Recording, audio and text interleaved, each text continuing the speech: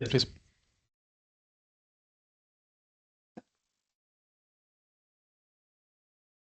So good afternoon, good morning, and welcome to everyone joining us from all around the world.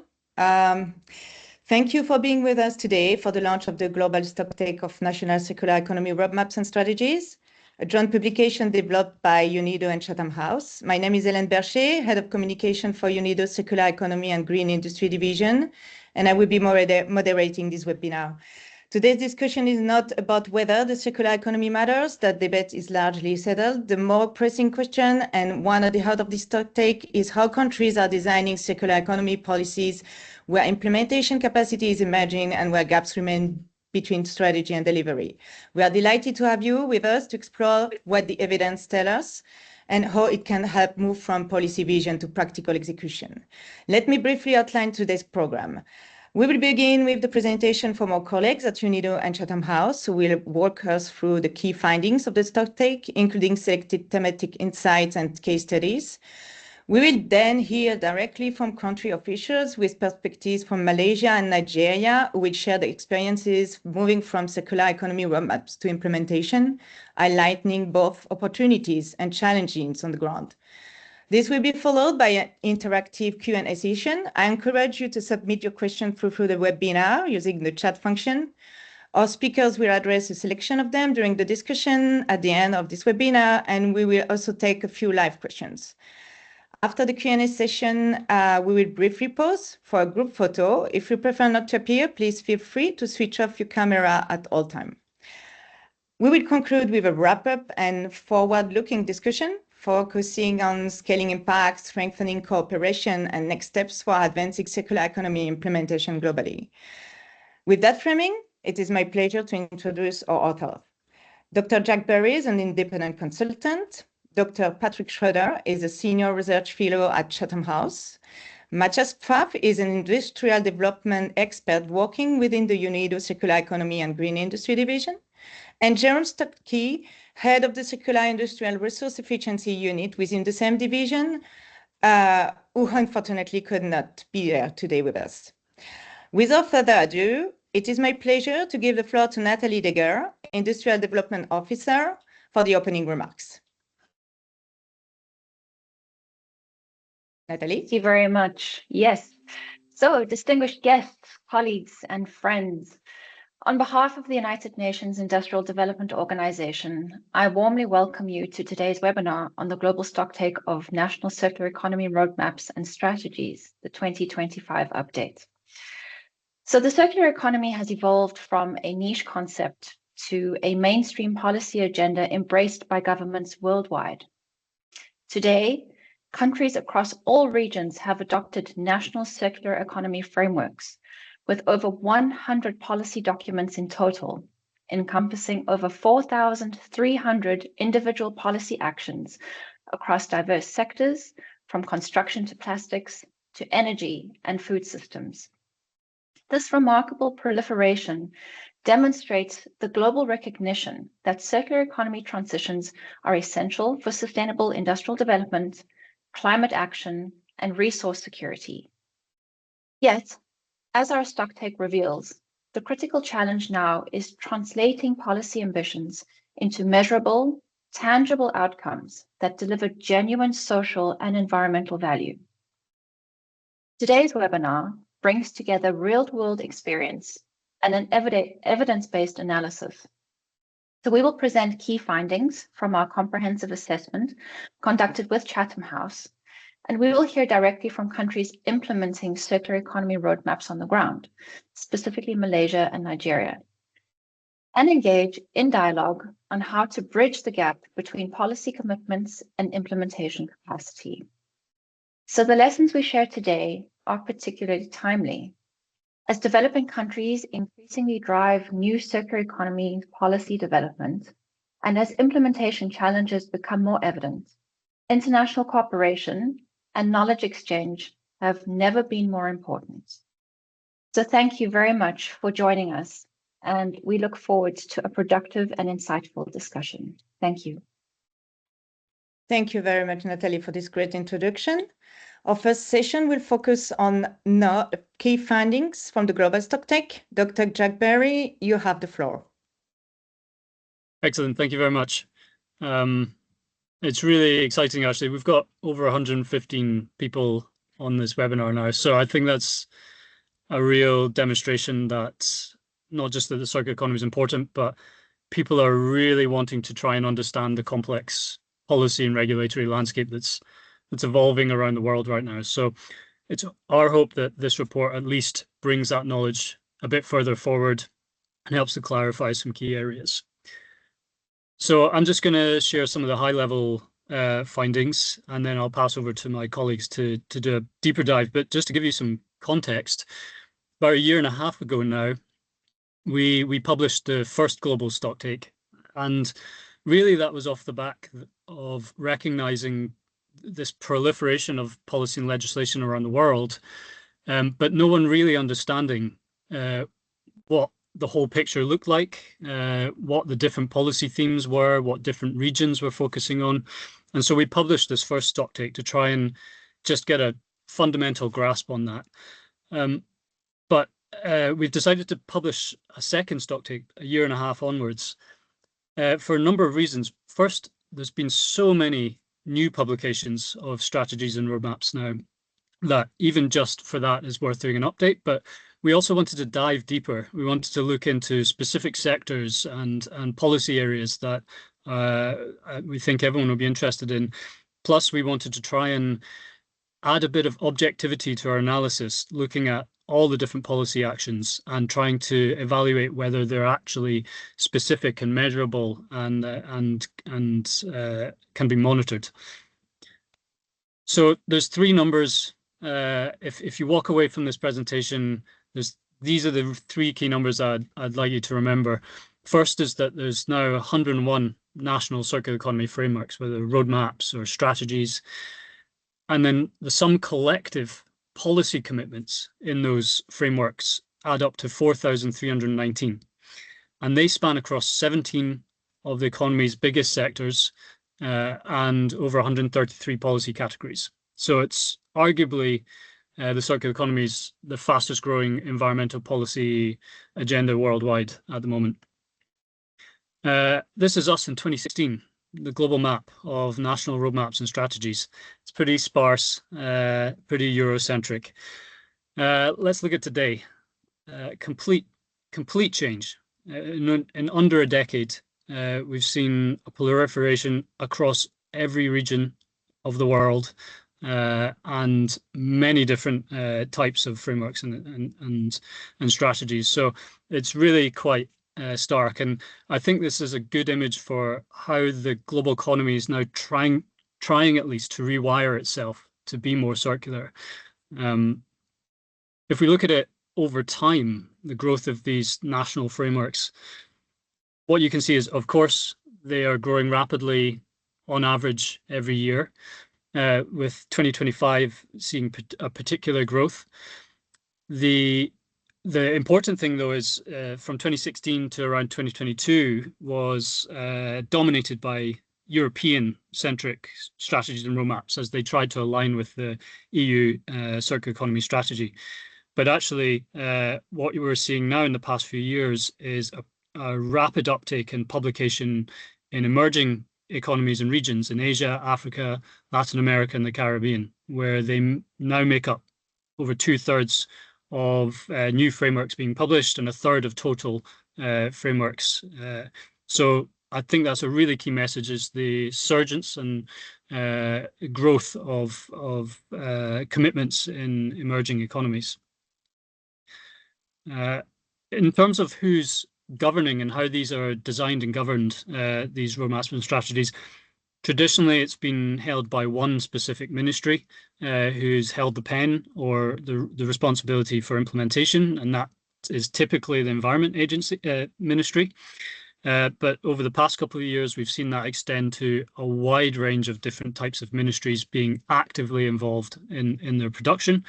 And more interestingly is the emergence of interministerial initiatives. So multiple ministries coming together in a coalition to draft and implement the the strategies together. And that's really important if you're launching 40, 50 different policies across multiple sectors. You really need a whole of government approach to deliver this well. We are seeing, however, despite the ambition, we're seeing a gap between the ambition and actual implementation.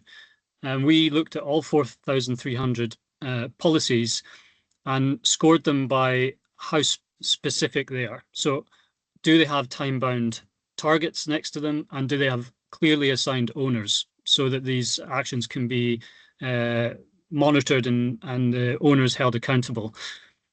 And we only found that 1/3 of these 4,000 commitments actually had time-bound targets and assigned owners, and the remaining 2/3 did not.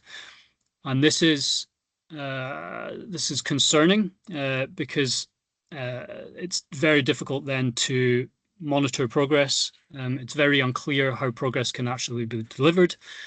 And if you risk over-promising and then under-delivering, that undermines the credibility. It removes the social contract to operate on the circular economy. And so there's a real risk going forward that ambition doesn't match the implementation, and therefore revisions of existing strategies and roadmaps really need to think about how to make those more concrete and deliverable and objective, the commitments. Of course, we've seen a growth in macroeconomic quantitative targets linked with these strategies and roadmaps as well, which is, of course, very promising. It's showing a real desire to fundamentally tackle the challenges with materials. And that's grown to 69% of countries now have quantitative targets.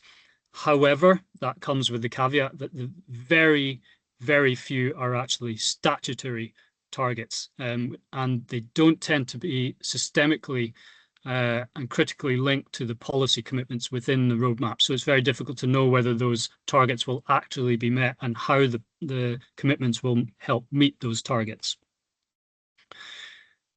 My final two slides, just wanted to show you the distribution spread within the sectors. Some are very obvious: construction, plastic, but some are not so. Energy, for example, with a huge amount of materials locked up in new renewables and electric vehicles, circularity is now becoming increasingly at the top of the agenda for the energy transition. And my final slide is just to give you a flavor, and we go into a lot more depth in the report, but there's over 133 different types of policy mechanism around the world being used. These are the top 10 categories that are of interest, and of course, research and innovation is top of the agenda with nearly an eighth of all commitments. But perhaps more interestingly is the second most popular commitment is around fiscal instruments, whether that's taxes and duties, whether that's investment funds or de-risking private investment through public financing. There's a wide range of different instruments being deployed and tested now, which is really fantastic to see. And I think further work needs to be done to try and uncover what's happening there. My final point is we're really seeing a key policy gap, particularly in worker and consumer rights, where only 0.5% of the commitments focused on.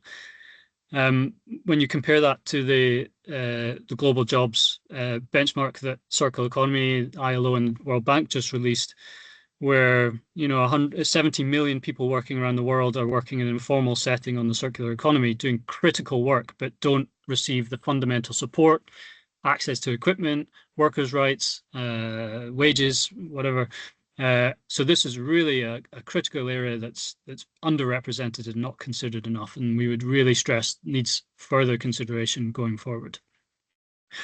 I'll pass on now to my colleagues to present on some of the deep dives. Thank you very much, Dr. Barry, for that clear and data-rich overview. The report examines concrete policy instruments and thematic case studies to better understand what makes circular economy policies more implementable in a real-world context. That brings us directly to our next session with Matthias Praff and Dr. Schroeder. You now have the floor. Yes, thank you very much, Eden. Thank you, Jack, for the overview. I now have the pleasure of presenting two case studies, and I'll start with the first one on extended producer responsibility, or EPR. In terms of the scope, we have identified over 100 EPR-related policy actions across the different roadmaps and strategies, and across a range of about 30 countries. If you look at which sectors are covered by these EPR provisions, you can see that some of the kind of more traditional sectors that you might also associate with EPR, like packaging or plastics, are included, but also maybe more non-traditional ones and kind of upcoming sectors where EPR is explored more, that being construction, furniture, textiles, and also waste, electrical and electronic equipment. In terms of the main themes that we have identified within EPR, is that we can see that there's a move beyond, let's say, traditional recycling towards more broader and more higher level circular economy goals, like product reuse, repair, remanufacturing, and so on. And accompanied this is accompanied by measures like eco-modulation, where you essentially change the provisions of EPR to reward higher ambition in EPR design and product design. So if you aim for higher circularity strategies, you might get better conditions in kind of the EPR regulation. What we also observed is that there's across the policies that we have analyzed, there's a balance between the introduction of new EPR schemes, but also work on existing ones and updates and expansions of these ones. So in a way, we can see that there's new developments, but also governments seem to be mindful of having room for improvement in existing ones. And then maybe the two last themes that we identified were that also non-traditional EPR-related policies are combined with EPR. So that could be tax incentives, for example, or financial guarantees, and that public procurement is more strongly focusing on utilizing EPR in their provisions. We have also tried to identify examples of very strong and specific commitments in the area of EPR, and this is actually where we already give you a glimpse into the work that Malaysia has been doing, and we will hear about that in some more detail in a little while. And just to list a few points that we identified as feeding into a strong EPR case in the country, is that also, as Jack Berry has mentioned earlier, there's interministerial cooperation. There is a phased approach from initially voluntary EPR schemes to mandatory ones. There's a defined time frame, in this case 3 to 5 years. Specific sectors are targeted first, with the option of expanding further. There's active industry engagement and help with the setup of producer responsibility organizations, and there are financial and non-financial support schemes in place. So you can see that it is actually quite a comprehensive policy approach to EPR in Malaysia. I'll already move to the second case study in the interest of time. This is on fiscal policy commitments. Here we actually have found a very large number, close to 450 individual actions across 40 countries. And here the main sectors are maybe also, again, ones that might be traditionally associated with fiscal measures, like waste management, where there's a tax or a payment for the waste you generate either privately or commercially, but also again other sectors that are becoming more of a focus area for fiscal policy commitments, like construction, energy, food systems, plastics, electronics, and textiles.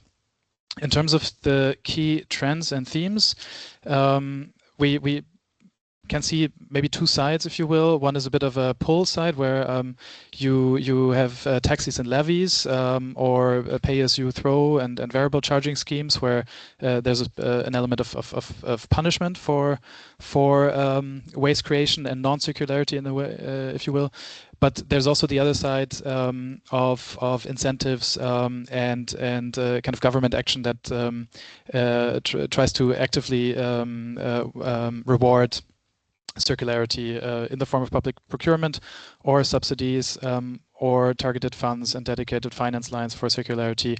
There's also a view towards the international level in the form of finance mobilization from funds. And there's also experimentation with novel financing mechanisms like blended finance, where private and public funding is combined. Here we see a strong case for fiscal policy commitments in Austria, interestingly, where also UNIDO is based. And here, just to highlight a few of the elements of the Austrian circular economy strategy in the area of fiscal commitments is, on the one hand, the identification and removal of harmful subsidies where possible, the use of value-added tax policy, also looking at the European provisions that are translated into national ones to favor circular consumption. There's also an exploration of the transferability from other areas or areas that are related to the circular economy, in this case climate, to use funds kind of in a more flexible way. There's dedicated financing in environmental law. There's EU-specific funds that can be tapped by various countries, and then there's also a way or like a goal to align funding across the different government levels between federal and the state level. I'll leave it at that and hand over to Patrick Schröder. Yeah, thank you. Excuse me. Thank you, Matthias. Yeah, and thanks for everyone joining us today. Great to see so many familiar names in the list. I also see people already putting questions and comments in the chat, so please keep that going. As part of the report, we wanted to look at specifically also what these roadmaps say about plastics. As we know, it's a really crucial topic also internationally. The UN INC negotiations on the Global Plastics Treaty, they're delayed, as you probably followed that. So it's still in preparation. The next INC will actually take place in early February to elect a new chair. But this, as we're waiting, or as the world as governments are still negotiating the treaty, it doesn't mean governments on national and local level need to wait to take action on plastics. And the national circular economy strategy is actually a key framework that can help to accelerate that. And so that's why we looked at it, and we see there's about 180 individual government commitments on plastics. So that excludes other actions on packaging. Obviously, these two are interlinked. So especially 37 countries focus on that. And we see it's not only one specific policy, but it's really a package, no pun intended, a package of policies that need to be used to tackle plastics, the plastics pollution part. And we also see that it's not actually only about the packaging, but plastics and construction as a focus, agricultural plastics, really key issue, but also textiles. So these are all visible across the different circular economy roadmaps that we've looked at. If you go to the next slide, we've also looked at the countries when these have been adopted. So you can see there's maybe about 5 years ago, so the big push amongst the developed countries to implement plastics policies. Now in more recently developing countries are doing a lot. So that's where we also wanted to point out Chad's National Circular Economy Roadmap, which really has good and specific actions on plastics pollution. So we highlighted that.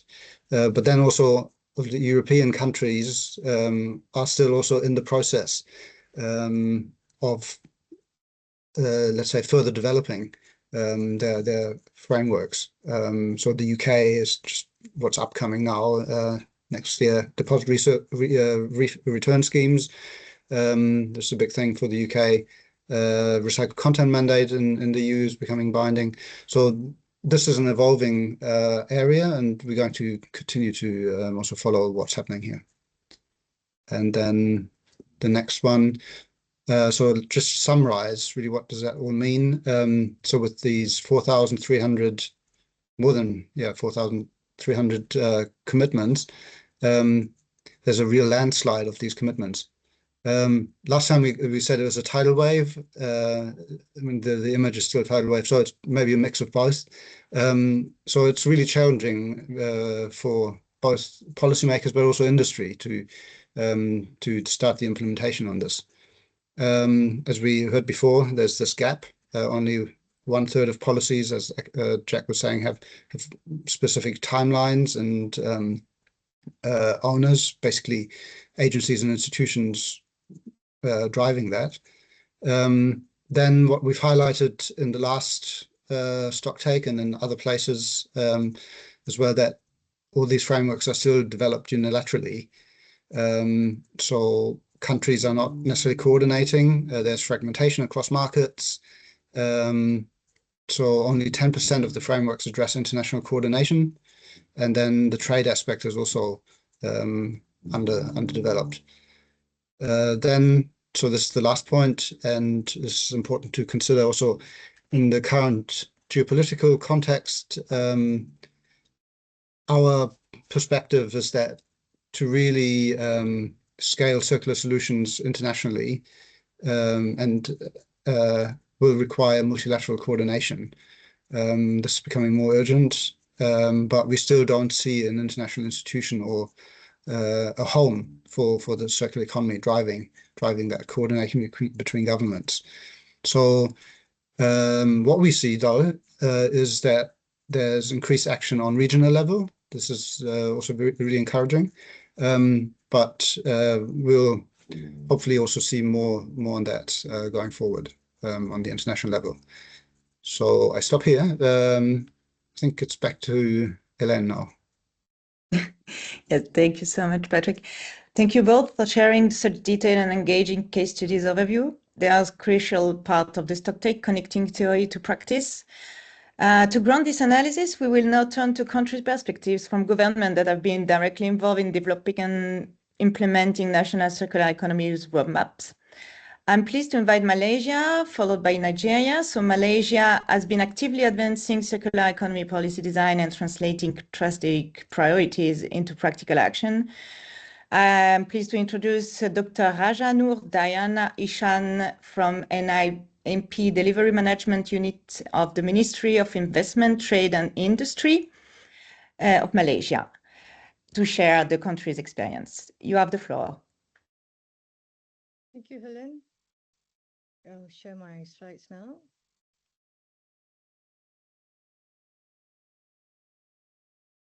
Can you see it? Not yet. Not yet. Yes. Now is it visible? Yes, thank you. You can see it now? Yes, we can see it. Okay, good. Okay.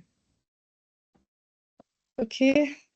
Hi, everyone. My name is Diana from the Ministry of Investment, Trade and Industry of Malaysia. And today's session, I will outline how Malaysia is advancing our circular economy policy framework, or in short, CEPF, to future-proof the manufacturing sector. And CEPF is led by MITI to support Malaysia's transition towards high-value, low-carbon and resource-efficient manufacturing. So circular economy is one of the core enabler under the Malaysia's net zero ambition under the new Industrial Master Plan 2030. That is one of our main policy now for the industry. And under Mission 3, push for net zero, circular economy is not just an environmental agenda. It is a structural transformation of manufacturing, in which the CEPF would directly support the three critical levers for decarbonization. One is to reduce material extraction and waste generation, which would lower the embedded carbon. And second, to decarbonize hard-to-abate sectors through material efficiency, reuse, and industrial symbiosis. And then third, to support the carbon policy readiness, including data accounting and reporting systems. And the circular economy is identified as a new green growth alongside the electric vehicles and also the carbon capture, utilization and storage. This is to reinforce that net zero can be a growth positive. And CPF enables manufacturers to move beyond energy efficiencies alone, and this is to tackle the scope 3 emissions embedded in materials and products. So the framework is designed to complement existing initiatives by various ministries in Malaysia, where we can see that energy-related security aligns with the National Energy Policy and National Energy Transition Roadmap by the Ministry of Economy, and the plastic security complements the Plastic Sustainability Roadmap that is by the Natural Resources Ministry. And further, CE is also established as a game changer under the Advancing Sustainability Team in the 12th Malaysia Plan. And CPF focused specifically on the role of manufacturers across the full product life cycle. As for aspiration, it is to build a robust domestic circular economy ecosystem supported by strong industrial linkages. And the framework is organized around 4 key themes, which is circular input, efficient process, sustainable output, and also socio-economic impact. And by 2030, we hope CPF would achieve 4 times increase in circular material use, 20% reduction in industrial waste intensity, Ringgit Malaysia 20 billion in gross value added, and over 200,000 green jobs. And this is just to reflect that we are looking at a just transition, delivering both environmental and also economic outcomes. Okay. So basically, the framework is centered on manufacturers' actual journey. So when we go and see the industry, we would highlight that the framework is focusing on the life cycle approach from input and process to output and market access. And we would also highlight to the manufacturers that they would benefit through cost savings from waste segregation and recycling, new revenues via waste trading, and also market premiums from CE certified products. And the delivery of the initiatives should be supported through 3 partnership models. One is bilateral and regional G2G partnerships for standards and policy alignment. Second is through industry partnership to ensure practicality and adoption. And also through academic and think tank partnership for benchmark skills and innovation. So this is a case example on our minimum recycled content for PET project that aligns with CEPF's A2 initiative. This project is entitled Baseline Assessment, Stakeholder Engagement and Capacity Building for Minimum Recycled Content, MRC implementation in PET packaging in Malaysia. And it is being implemented by University of Malaya and also by a consulting firm EcoIdeal. And this is funded by United Nations Environment Programme. The project has plastic as the priority stream, and it would provide critical baseline data on PET packaging flows and market readiness to support the Ministry of Housing Circular Economy blueprints for solid waste in Malaysia in creating a market for local recycled material, as well as EPR policy on packaging. And the project would also directly support the Malaysia Plastic Sustainability Roadmap by the Natural Resources Ministry in reaching its target of 15% average recycled content by 2030. And by establishing minimum recycled content requirements, the study would stimulate demand for recycled inputs while reinforcing cross-ministerial policy coherence. So all the initiatives under CPF begins by 2050, then we plan to scale up through 2030. And early actions, we can see that the launch of CPF back in September 2024. And then we are working on CE certification like eco-design or eco-labeling. And we plan for waste categorization and case study portals. And midterm actions include CE monitoring system and dashboard, mandatory waste sorting, and also waste to value marketplace. And by 2030, to provide regulatory certainty and a clear transition pathway for industry, we plan for mandatory minimum circular content, extended producer responsibility legislation, and also mandatory CE labeling. However, despite all this strong ambition, we do face challenges, and one of it is from the structural and market perspective, where we have limited availability and quality consistency of recycled materials. And there's also a challenge on the fragmented supply chains that would limit closed-loop manufacturing, and also a challenge on circular materials that often cost more than virgin alternatives. And then in terms of industry readiness challenges, there's the issue on capability and also skills gap, especially among the SMEs. And of course, high upfront investment costs and uncertain returns is a big challenge. And there's also limited bankable case studies and proven business models that we can refer to in Malaysia. From the policy perspective, the challenge would be the lack of an umbrella legislative framework for all the mandatory initiatives that would affect, excuse me, that would affect the policy coherence and enforceability, the implementation and coordination, and also it would limit the ability to mandate or scale initiatives. Okay. That's all from Malaysia. Thank you. Back to you, Helen.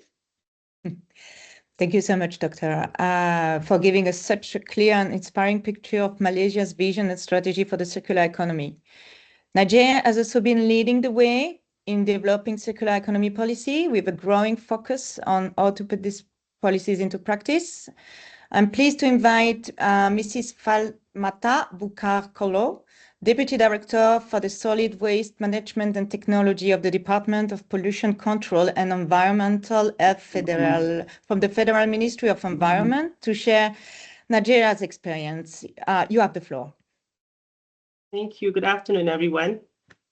I would like to thank UNIDO and the Chatham House for convening this very important webinar, and for the global Stocktake of the National Circular Economy Roadmap and strategies. I'm pleased to participate on behalf of the Federal Ministry of Environment and to join colleagues and partners across the regions in reflecting on progress and share lessons in advancing circular economy frameworks. Let's see if I can get, I wasn't able to share my slide.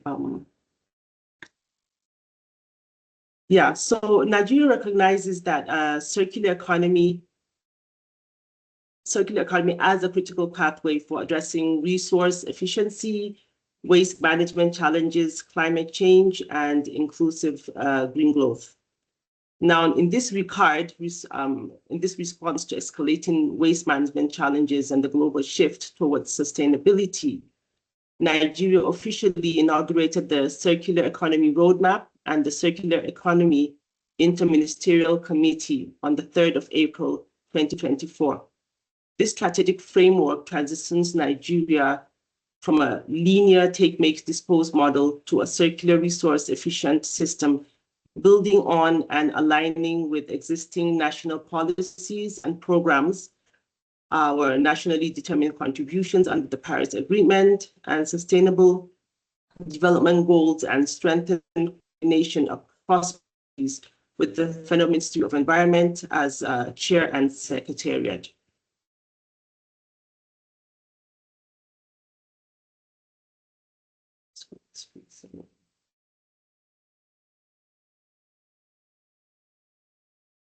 Sorry, my screen is freezing. Okay, I'll just go on. So the roadmap builds on and aligns with our existing national policies, as I mentioned. Now, together, these frameworks promote sustainable production and consumption, waste reduction and recycling, private sector engagement, and green job creation. Since the launch of the roadmap, Nigeria has continued to strengthen implementation, particularly through the expansion of the extended producer responsibility in priority sector areas such as plastics, electronics, packaging, batteries.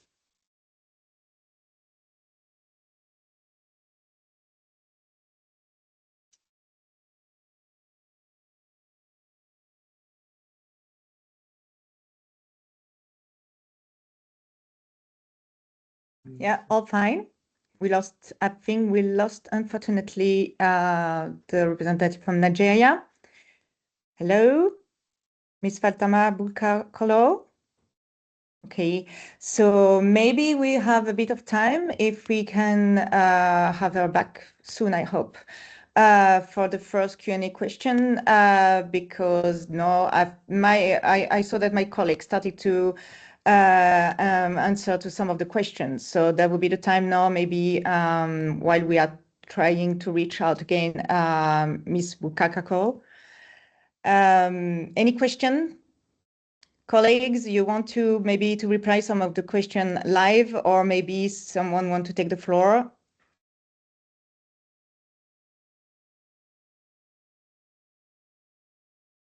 Do we have any question on the Q&A question chat option? Yeah, I see Martin Chatter. Yeah, thanks very much, and thanks for all the presentations. It's very notable that only 0.5% of the policies are focused on consumer and worker rights. And I just wondered, particularly on the consumer side, as I guess we're dealing with markets, if there's any comments as to why we think that isn't emerging, because I guess particularly what I'm seeing very specifically in Europe is now we have proposals, for example, for revision of the EU eco-label to include more circularity data alongside energy data. So it's starting to sort of crop up in market-facing and consumer-facing activities. So I just wondered if there was any comments.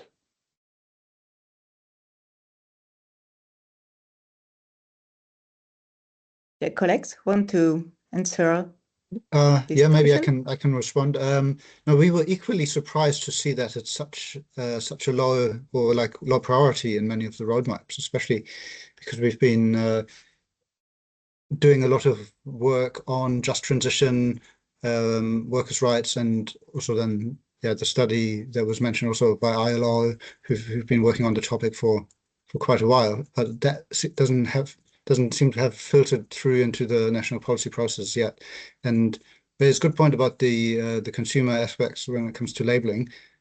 So I think the labeling is a different category that we've looked at. So that's covered. The rights aspect, however, is still underdeveloped.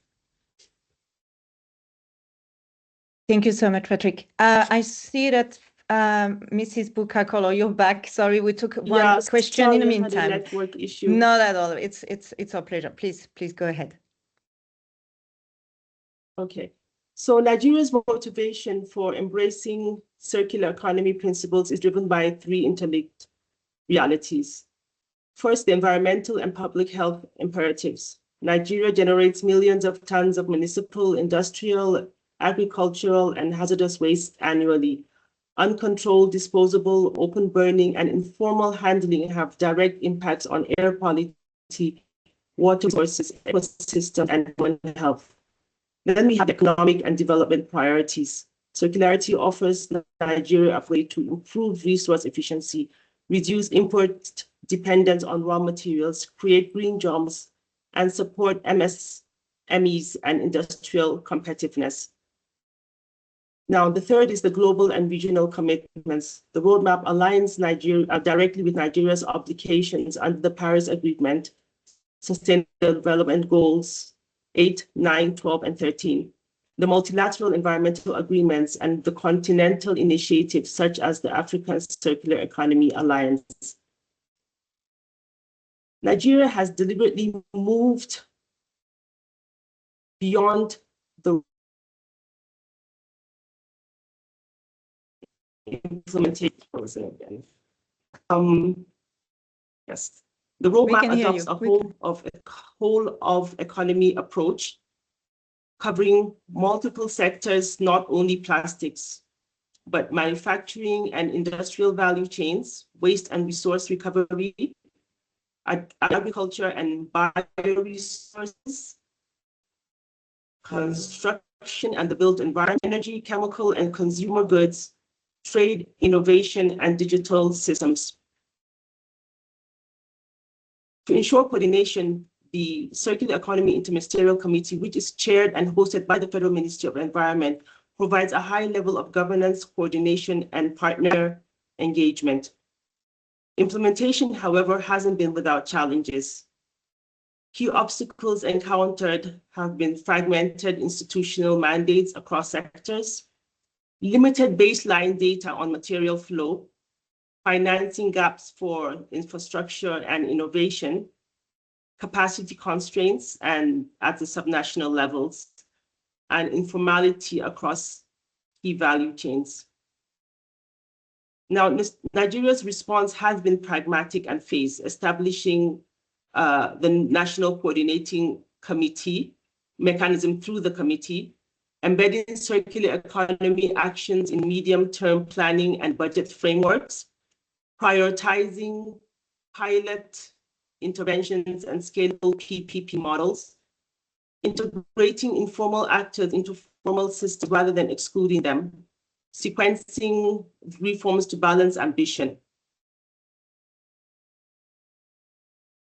Initial outcomes achieved are the establishment and governance of the coordination structures, commencement of infrastructure planning into the national budget cycle, growing private sector interest in circular economy opportunities. Nigeria recognizes that implementation at a scale requires partnership. International organizations, donors, and development partners play a critical role in providing technical support, capacity build and development at the federal and state levels, mobilizing blended finance and de-risking instruments, data and Nigeria remains fully committed to implementing the circular economy roadmap and leveraging insights from this global stocktake to strengthen delivery, impact, and deepen partnerships. We look forward to continued collaboration with UNIDO, Chatham House, and other stakeholders to accelerate the transition towards a more circular, resilient, and inclusive economy. Thank you. Thank you very much, Mrs. Bukakolo, and thank you for providing such an insightful overview of Nigeria's journey toward circular economy implementation. I think now we can also take some questions, so please take the floor. If you have any question related to the stocktake, we're happy to answer it with colleagues. Anyone have a question? Adriana Sake. Adriana Sake. Yeah. Yes, thank you. Yes, you pronounced correctly. But just in regarding Martin Chada's and Patrick Schroeder's question, it's a topic that I guess you're questioning about why isn't there more human rights or social aspects of the circular economy. Is that correct? You're questioning why isn't there more inclusion in that? Is that what you're wondering? So from my side, effectively in terms of the ranking of the policies, number one at the top is research and innovation. Number two, right at the bottom is consumer and worker rights from the work that Patrick Jackett and team have done. And I guess I'm sort of thinking about the dovetailing with the sustainable consumption and production agenda, and particularly as well as to why is it so production focused at the moment in terms of the policies. So that's the essence of my question, if that makes any sense. Okay, it does, because I've heard a lot of people speak over the last few years regarding integrating, or their belief that we need to integrate more human rights and labor rights and various elements of these components into the circular economy. And I've actually pushed back on that, not because I don't believe it, but because I don't believe that the circular economy needs to be all things to all people. And we have other mechanisms in place, such as the ESG framework or sustainability, that covers these elements in a much more detailed way. And so I've been curious to enter into discussions with people who who want to see that integration. I don't think we should. I think that the circular economy should really specifically focus on production and consumption and resource efficiency and resource management, really resource management, simply because it's equal to climate change, and not dilute itself to include everything, which some people are suggesting that it needs to include everything. I guess they're seeing failures in ESG or sustainability frameworks, and so they're looking for the circular economy to fill those gaps. I was just wondering what others thought about that.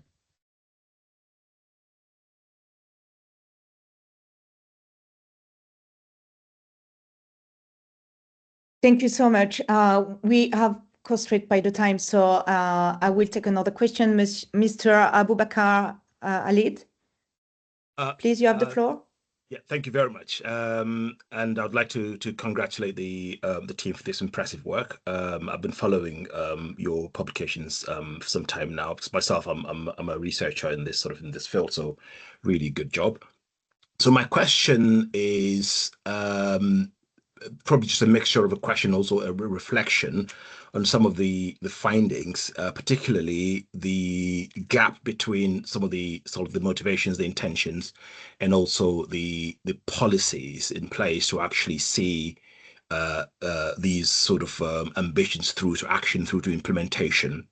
And of course, making sure that all of the KPIs at the end of the, should we say, the maturity of these roadmaps are actually met.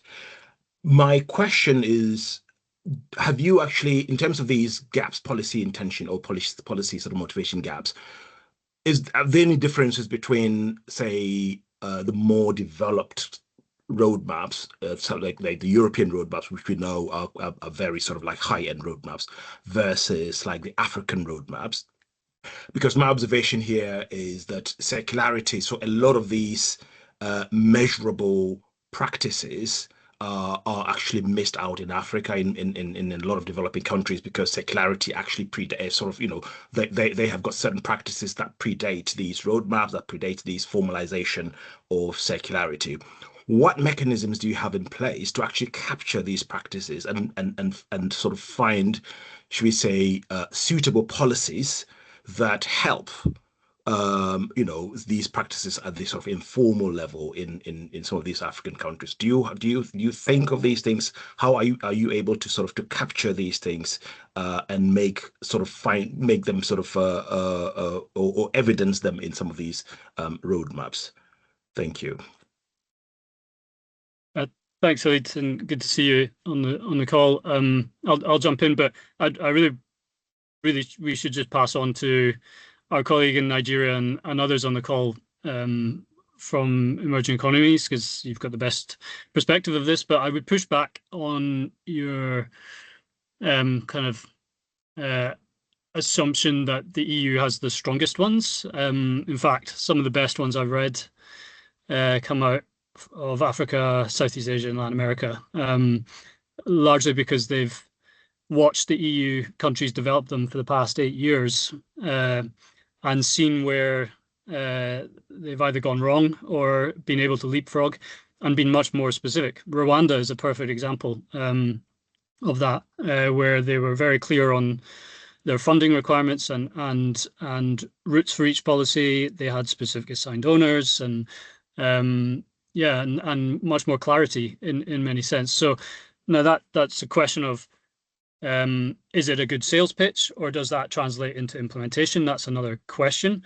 But in terms of the clarity, it's not region specific. It kind of varies by country, because every country is on a different path. Some publish very high level kind of calls to action, which is just trying to build momentum, basically, trying to get a cohort of stakeholders together domestically to start thinking about this, whereas others are 4 or 5 versions in now. The Netherlands being an example, where they're going into very specific sector-specific deep dives, annual monitoring through the environmental agency as a separate agency, monitoring their progress. So it's a real mixed bag, mixed landscape. I don't think we can draw too much conclusions across regions yet. And I think that's a good thing. I think that shows that we can learn, every region can learn from another region on what they're doing. And that goes to what Patrick was saying about the growth of regional alliances, which is fantastic to see. What we're not seeing is cross-regional alliances where we can get the best practice from Southern Africa or Western Africa or East Africa into certain areas of Latin America where there's areas of similarities that knowledge could be shared, and that's still fragmented and an opportunity for improvement. I don't think I've fully answered your question, Ali, because it's an hour conversation, but I'll maybe pass on to anyone else on the call who has experience of developing roadmaps and with first-hand experience, and I'll pass over to you.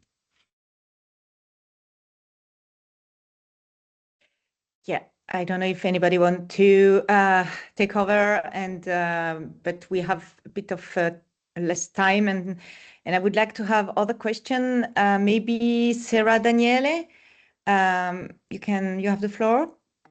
Yeah, thank you very much.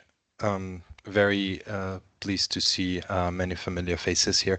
I just wanted to ask a question about the author's opinion concerning this dramatic uptake that circular economy roadmaps have had in the last couple of years.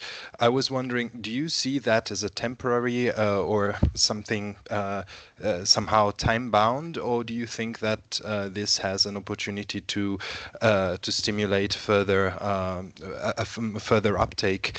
And I'm also relating this question to the fact that many of these roadmaps, as you have highlighted, basically still lack connection with measurable targets and maybe specific owners. So are you afraid that this lack or this gap could impact the long-term uptake of more roadmaps and more initiatives in this area? Thank you very much.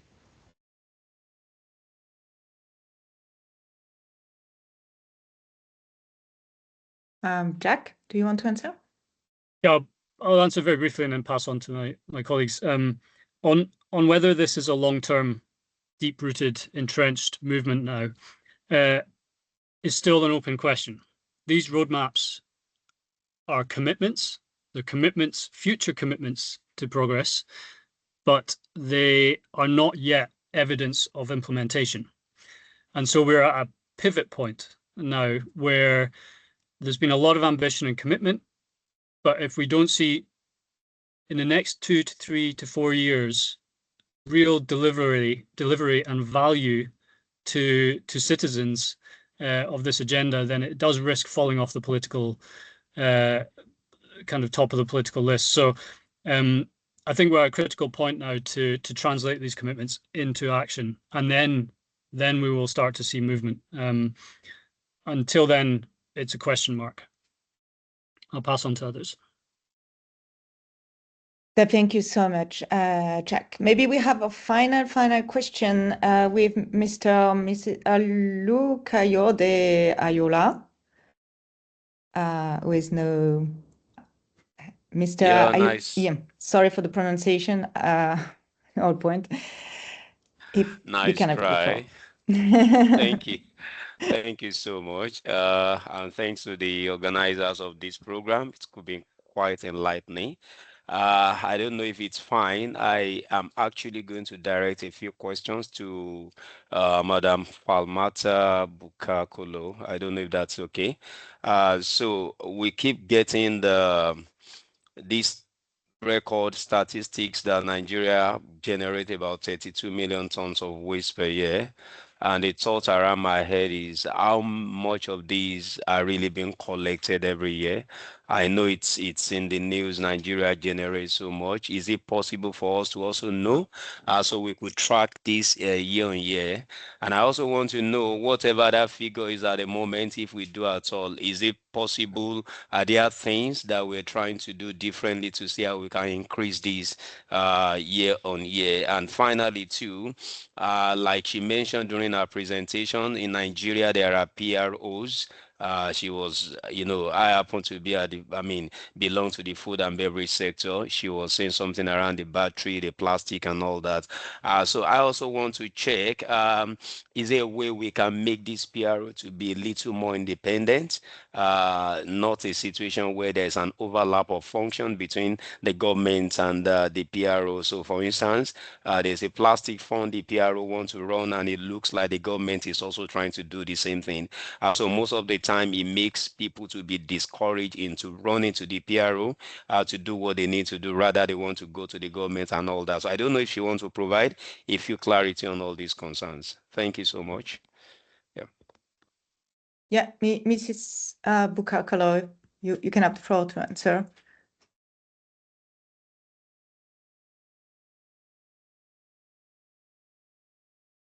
Mrs. Bukakalo? Hello? Maybe some of our colleagues want to answer in the meantime or to close.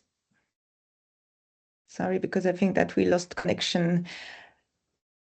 Mrs. Bukakalo, we cannot hear you. Maybe you mute. Hello? Yeah, I think that maybe we can anyway. Hi, I missed out on everything he said. I just heard the first sentence, a few words. If you could maybe type it in the chat and I could respond to it. My internet connection is really bad. Okay, thank you so much. Is it possible for him to I think Mr. Yes, we can hear you. I would drop them in the chat box. Thank you thank so you much. So much. Thank you. Maybe put it in the perhaps chat so I could respond to it. It's fine. I'll do that. Thank you. Oh, thank you so much. Okay, so I could quickly respond to his question. Thank you. Thank you. So yeah, I think that unfortunately it's breaking. Okay, thank you. Thank you so much.